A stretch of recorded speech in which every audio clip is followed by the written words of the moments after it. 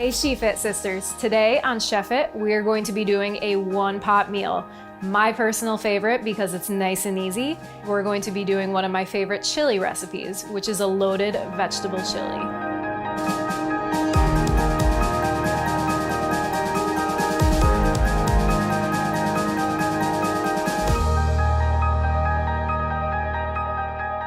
So one of the first things as a home cook to learn is how to cut an onion properly. It's one of the first things I learned when I first started out my career in culinary. So I'm gonna give you the quick tips on how to do this successfully and not get those tears that we're used to when we cut into onions. So what we're gonna do is cut off our little tip here, but we're gonna leave the root intact. And what that does is when we cut into that creates all those enzymes that produce those tears. So we're not gonna be crying today, but we are gonna cut halfway through that. And then we're just gonna peel off this outer layer of skin here because we don't want that in our chili. And now that that's off, we're just gonna make little cuts along here. Careful to not cut all the way through on the end.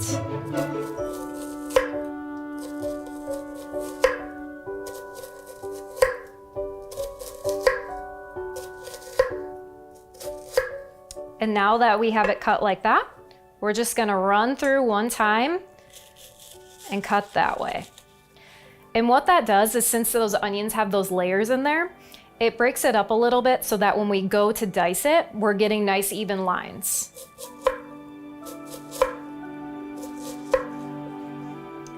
And there you go. There's a nice dice just like that without all the mess. And what I do with all of my onion ends like this, I actually put them in a freezer bag, pop them right into the freezer, and then you can make your own vegetable stock. So a nice way to reduce food waste too. Now what we do from here is the fun part. We're just gonna combine everything. And a lot of people are afraid to use canned goods, but I like to use them because they actually preserve the food very well, and some of the nutrition content actually goes up. For example, we're using our diced tomatoes here and our tomato sauce and the lycopene in it, which is a really great mineral that helps prevent certain types of cancer. That actually gets increased as it sits in the can. For our beans, I like to buy no added salt or lower salt because I like to control that on my own. A lot of times canned goods are filled with a lot of sodium. So reading your labels and selecting those makes it a lot easier to cut down on salt and season it yourself. So our black beans go in, and then our kidney beans go in. And you'll notice we didn't drain any of these either because we want our chili to have that nice thick sauce, and that will reduce as it cooks over time. Next, we're gonna add in some quinoa. So along with our beans, we have our quinoa. So that's a great plant-based protein. And it also makes this recipe gluten-free, which I love. Not to mention it's also completely vegan. Next, we add in our corn. And this corn is actually frozen too. So that's another good thing, is using frozen products. They're actually picked at their nutritional peak and then they're frozen right away. So you're not losing any of the nutrients there too, and I love that.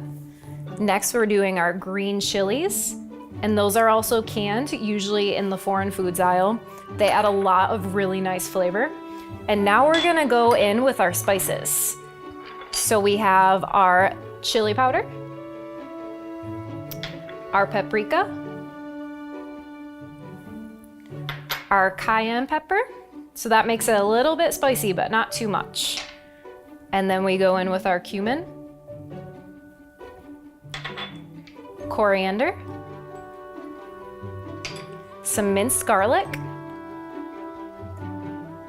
and then I'm gonna put the onion that we chopped right on top here. So now we're just gonna top that off with a little of our vegetable broth here. So now that we have all our ingredients in our crock pot, we'll just put our lid on, turn it to low, and it'll cook for 6 to 8 hours and be ready just in time for you to get home from work. So our chili has been cooking for about 8 hours now, and we're ready to serve it up. I'm excited because this is perfect for those cold days when you just need to warm up, and it was so easy to make, so let's get to it. Oh, and it smells delicious. So now I'm just gonna take some scoops and put it into my bowls here. And you can really see how it thickens up after it cooks for those 8 hours and everything really absorbs all those great juices and spices in there.